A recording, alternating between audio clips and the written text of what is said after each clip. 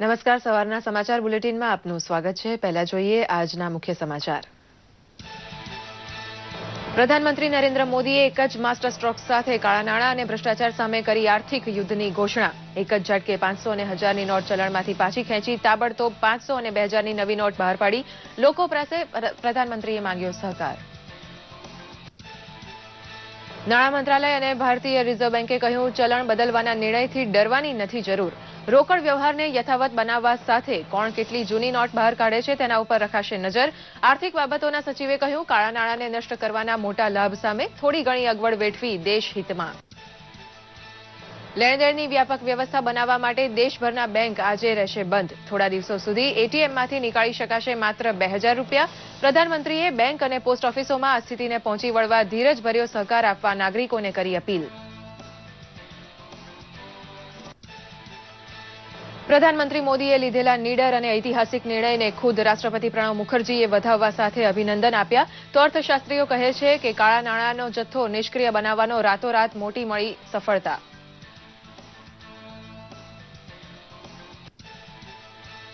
કેન્દ્રીય મંત્રી વેંકૈયા નાયડુએ કહ્યું, સિટી ટ્રાન્સપોર્ટનો શ્રેષ્ઠ વિકલ્પ સહિયારું પરિવહન બને તેવી લોકઝુંબેશ વગર હવે છૂટકો નથી। અર્બન મોબિલિટી ઇન્ડિયા જેવા રાષ્ટ્રીય પરિવહન મંથનનો ગાંધીનગરના આંગણે થયો પ્રારંભ।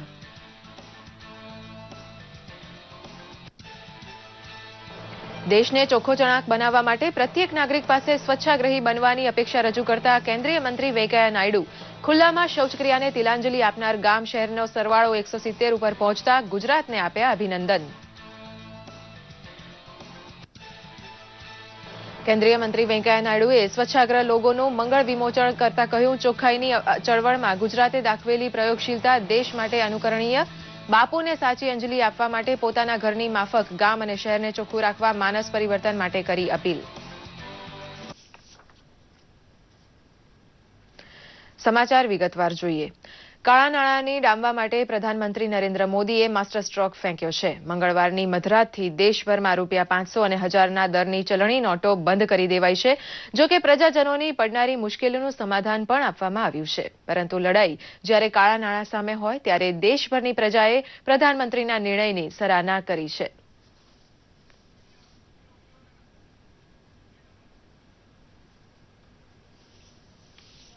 રૂપિયા 500 અને 1000ની ચલણી નોટો થઈ ગઈ છે હવે ઇતિહાસ। પ્રધાનમંત્રીના એક નિર્ણયે કાળું નાણું સંઘરીને બેઠેલાને તમાચો માર્યો છે। આ ઐતિહાસિક નિર્ણયને જો કે આવકાર પણ મળ્યો છે। જો કે સાથે જ જેમની પાસે રૂપિયા 500 અને 1000ના દરની ચલણી નોટો છે તેમણે શું કરવું તેનો ઉકેલ પણ પ્રધાનમંત્રીએ આપ્યો છે। તારીખ 10મી નવેમ્બરથી 30મી ડિસેમ્બર સુધી આ નોટો બેંક અને પોસ્ટ ઓફિસમાં બદલી શકાશે। જો કે ત્યાં સુધી પણ જે લોકો નોટ જમા ન કરાવી શકે તેઓ 31મી માર્ચ 2017 સુધી રિઝર્વ બેંકની મુખ્ય શાખામાં એફિડેવિટ સાથે નોટ જમા કરાવી શકશે। 9મી નવેમ્બરે દેશભરની બેંકમાં લેણદેણના કામો નહીં થાય। જો કે તે બાદ 10મી નવેમ્બરથી 24મી નવેમ્બર સુધી એક દિવસમાં રૂપિયા 4000 સુધી નોટ જમા કરાવી શકાશે। જો કે એટીએમમાંથી જૂની નોટ દૂર કરવા માટે 9મી અને 10મી નવેમ્બર બંધ રહેશે। 10મી નવેમ્બર બાદ એટીએમમાંથી એક દિવસમાં 2000 સુધીની રકમ ઉપાડી શકાશે। જો કે કાર્ડ અને ચેકના ટ્રાન્ઝેક્શન પહેલાની જેમ જ સરળતાથી થઈ શકશે। Hospital, airport, bus station, petrol pump ઉપર 11મી નવેમ્બર સુધી 500 અને 1000ની નોટ માન્ય રહેશે। આ સાથે જ હવે 500ના દરની નવી ચલણી નોટ આવશે તો 1000ને બદલે હવે 2000ની નોટ આવશે। પ્રધાનમંત્રીના આ નિર્ણયથી કેટલીક મુશ્કેલીઓ આવશે પરંતુ દેશ કાળા નાણાંમાંથી મુક્ત થવા પડકારોને પહોંચી વળવા તૈયાર છે। દૂરદર્શન સમાચાર, અમદાવાદ। ત્રાસવાદ સહિતની દેશ વિરોધી અને અર્થતંત્ર વિરોધી પ્રવૃત્તિમાં વપરાતા કાળા નાણાંનો જથ્થો નિષ્ક્રિય બનાવવા જ્યારે મોદી સરકારે ઐતિહાસિક નિર્ણય કર્યો છે। ગઈ મધરાતથી રૂપિયા 500 તથા 1000ની નોટને ચલણમાંથી પાછી ખેંચવાની જાહેરાત ખુદ પ્રધાનમંત્રીએ રાષ્ટ્રજોગ વિશેષ પ્રવચનમાં કરી હતી। और 1000 रुपए के पुराने नोट 10 नवंबर से लेकर 30 दिसंबर 2016 तक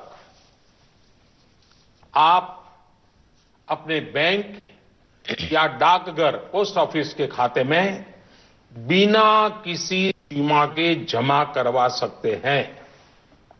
केवल शुरू के दिनों में खाते में से धनराशि निकालने पर प्रतिदिन 10,000 रुपया और प्रति सप्ताह 20,000 रुपये की सीमा तय की गई है।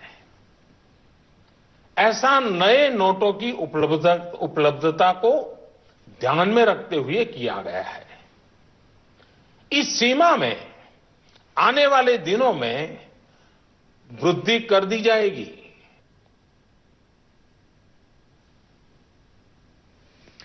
પ્રધાનમંત્રીના રાષ્ટ્રજોગ સંબોધન બાદ લોકોએ 100ના દરની ચલણી નોટો મેળવવા મોડી રાત સુધી એટીએમમાં કતારો લગાવી હતી. એક સાથે ધસારાને કારણે કેટલાક એટીએમ આઉટ ઓફ ઓર્ડર થયા હતા. પેટ્રોલ પંપ ઉપર પણ 11મી નવેમ્બર સુધી 500 અને 1000ના દરની ચલણી નોટો સ્વીકાર્ય હોવાથી ત્યાં પણ મોટી સંખ્યામાં વાહન ચાલકોની કતારો જોવા મળી હતી. જોકે સરકારના આ નિર્ણયને પ્રજાએ આવકાર્યો છે.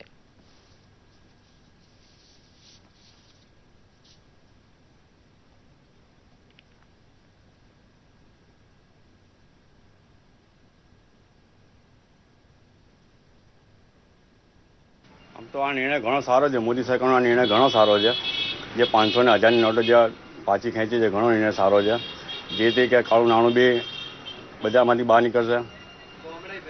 હવે આ નાણાંથી કે એકાદ બે દિવસ આમ પબ્લિકને થોડી હેરાનગતિ થશે, એકાદ બે દિવસ માટે, પણ બધું રાબેતા મુજબ પાછું 2 દિવસમાં નવી ચલણી નોટો આવશે એટલે પાછું રાબેતા મુજબ પાછું કામ ચાલુ થઈ જશે. આમાં કોઈ ગભરાવાની કે એવું કોઈ ચિંતા નથી. થોડી અમને હાલાકી વધારે પડી સાહેબ, કે અમારા કસ્ટમરો જોડે અમારે રિક્વેસ્ટ કરવી પડતી હતી કે ભાઈ તમે રાઉન્ડ ફિગરમાં પુરાવો. 1,500ની નોટો આજે દરેક કસ્ટમર 1,500ની જ નોટો આપતા હતા. હવે અમારી જોડે 100ની નોટો અચિંતાની ફૂટી ગઈ. અમારે ખૂબ તકલીફ પડી. પણ આ એ જે બી નિર્ણય સરકારે લીધો એ બહુ યોગ્ય નિર્ણય છે. ભવિષ્યમાં તો આ નિર્ણય 100% યોગ્ય છે કે આનાથી કાળું નાણું બહાર આવી જશે દેશનું, અને દેશમાં જે નકલી નોટો ફરે છે એની પર બી રોક આવી જશે. મોદીજીએ ખરેખર આ નિર્ણય પ્રશંસનીય છે. 500ની અને 1000ની નોટો બંધ થવાની છે, પણ એની સામે નવી કરન્સી નહીં આવે ત્યાં સુધી થોડી 2-3 દિવસ તકલીફ રહેશે. પછી બધું રાબેતા મુજબ થઈ જશે. પણ કોઈના પૈસા નહીં મળે એવું કંઈ છે નહીં. કોઈએ ગભરાવાની જરૂર નથી. અને આનાથી આ દેશમાં કાળું નાણું છે એ બધું બહાર આવશે. અને આ એક ખૂબ સારું પગલું કહેવાય મોદી સાહેબનું, અને એનાથી દેશની પ્રગતિ બી પણ થશે. ગુજરાત સહિત દેશના લગભગ તમામ મોટા શહેરોમાં ટ્રાફિકની સમસ્યા ઉકેલવા માટે કેન્દ્ર સરકારે રાષ્ટ્રીય કક્ષાની અર્બન મોબિલિટી ઇન્ડિયા કોન્ફરન્સનું આયોજન કર્યું છે. મુખ્યમંત્રી વિજય રૂપાણી, નાયબ મુખ્યમંત્રી નીતિનભાઈ પટેલની હાજરીમાં કેન્દ્રીય શહેરી વિકાસ મંત્રી વેંકૈયા નાયડુએ અર્બન મોબિલિટી ઇન્ડિયા કોન્ફરન્સનો ગઈકાલે પ્રારંભ કરાવ્યો હતો. 4 દિવસીય અર્બન મોબિલિટી ઇન્ડિયા કોન્ફરન્સમાં દેશભરના 1000થી વધુ મેયર તથા મ્યુનિસિપલ કોર્પોરેટર શહેરી પરિવહનને લગતા પ્રશ્નો ઉપર ચર્ચા વિચારણા કરશે. આ સાથે 25 દેશોના 2500થી વધુ ડેલિગેટ્સે કોન્ફરન્સમાં હાજરી આપી હતી. આ કોન્ફરન્સની સાથે યોજાનારા એક્ઝિબિશનમાં ટ્રાન્સપોર્ટ ક્ષેત્રની ટેકનોલોજી પૂરી પાડતી 25થી વધુ દેશી વિદેશી કંપનીઓ તેમની ટેકનોલોજીનું નિદર્શન પણ કરશે. કોન્ફરન્સને સંબોધતા મુખ્યમંત્રીએ પ્રથમ વખત દિલ્હીથી બહાર ગુજરાતમાં અર્બન મોબિલિટી ઇન્ડિયા કોન્ફરન્સ યોજવાના આયોજન બદલ કેન્દ્ર સરકારનો આભાર માન્યો હતો અને જણાવ્યું હતું કે ગુજરાત દેશનું પહેલું એવું રાજ્ય છે જ્યાં 100% સાર્વજનિક પરિવહન સીએનજી યુક્ત છે. વધુમાં મુખ્યમંત્રીએ ઉમેર્યું કે ગુજરાત પર્યાવરણમાં પ્રદૂષણ ઘટે તે માટે સામાજિક જવાબદારી નિભાવી રહ્યું છે. તો કેન્દ્રીય શહેરી વિકાસ મંત્રી વેંકૈયા નાયડુએ પણ ગુજરાતની બીઆરટીએસ સેવાની પ્રશંસા કરી હતી.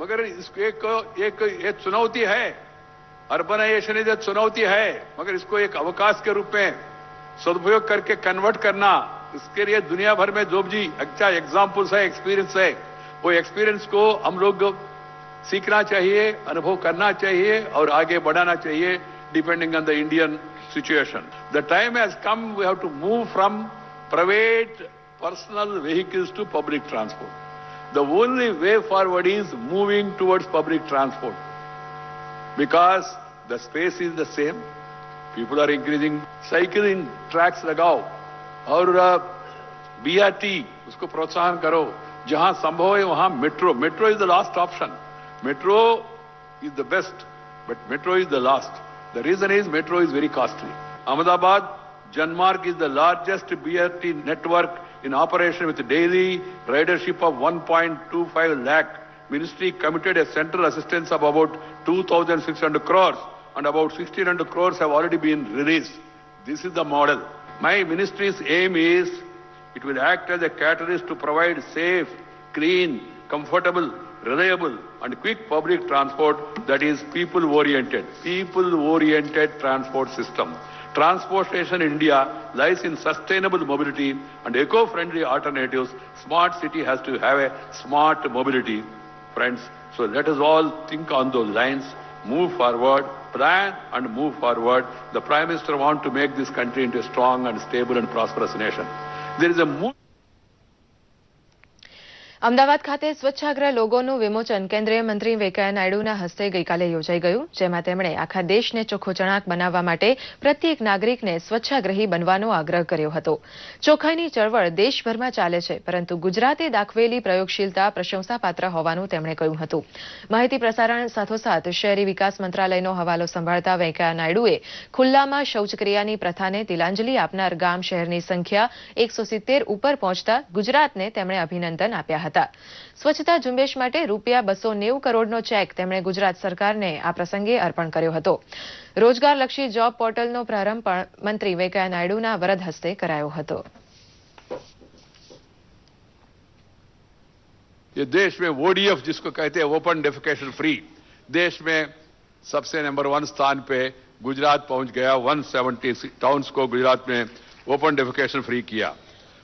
मेरा कहना इतना है, ओपन डेफिकेशन स्टेटस प्राप्त करना ठीक अच्छा किया आप लोगों ने, अभिनंदन है सबको, मगर इसको कायम रखना और इसी को उदाहरण को बाकी लोग भी अनुसरण करना ये बहुत जरूरी है. तो प्रधानमंत्री ने मुझे कहा इसको एक जन आंदोलन का रूप देना चाहिए. Should be made into A people's movement.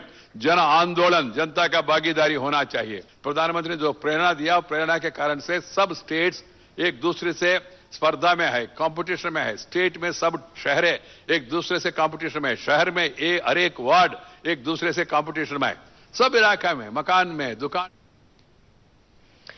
મહાત્મા ગાંધીના પૌત્ર અને નાસામાં વૈજ્ઞાનિક રહી ચૂકેલા કનુભાઈ ગાંધીનો નશ્વર દેહ ગઈકાલે પંચતત્વમાં વિલીન થઈ ગયો. લાંબી માંદગી બાદ 86 વર્ષની વયે સુરતની હોસ્પિટલમાં તેમનું નિધન થયું હતું. કનુભાઈ ગાંધીનું અવસાન થતાં તેમના અંતિમ સંસ્કાર સુરતના ઉમરા સ્મશાન ગૃહમાં કરાયા હતા, જ્યાં મોટી સંખ્યામાં લોકોએ હાજરી આપી હતી. કનુભાઈ ગાંધી નિસંતાન હોવાથી પત્ની શિવાલક્ષ્મીએ તેમના શબને મુખાગ્નિ આપ્યો હતો. આ પહેલા કનુભાઈ ગાંધીના પાર્થિવ દેહને દર્શનાર્થે PN Arora charitable trust Parle point ખાતે લાવવામાં આવ્યો હતો, જ્યાં સ્વાતંત્ર્ય સેનાનીઓથી લઈને મોટી સંખ્યામાં લોકો તેમના પાર્થિવ દેહના અંતિમ દર્શને ઉમટી પડ્યા હતા. કનુભાઈ ગાંધીના અવસાનના પગલે પ્રધાનમંત્રી નરેન્દ્ર મોદીએ પણ ટ્વીટ કરીને જણાવ્યું હતું કે ગાંધીજીના પૌત્ર કનુભાઈ ગાંધીના નિધનથી દુઃખ થયું છે. તેમની સાથેના સંભારણા હંમેશા યાદ રહેશે. પરમાત્મા તેમના આત્માને શાંતિ આપે. આ સિવાય ભાજપના રાષ્ટ્રીય અધ્યક્ષ અમિત શાહ, મુખ્યમંત્રી વિજય રૂપાણી, પ્રદેશ ભાજપ અધ્યક્ષ જીતુભાઈ વાઘાણી, પ્રદેશ કોંગ્રેસ અધ્યક્ષ ભરતસિંહ સોલંકી, અહેમદ પટેલ સહિતના રાજકીય નેતાઓએ તેમને ભાવભીની શ્રદ્ધાંજલિ પાઠવી હતી.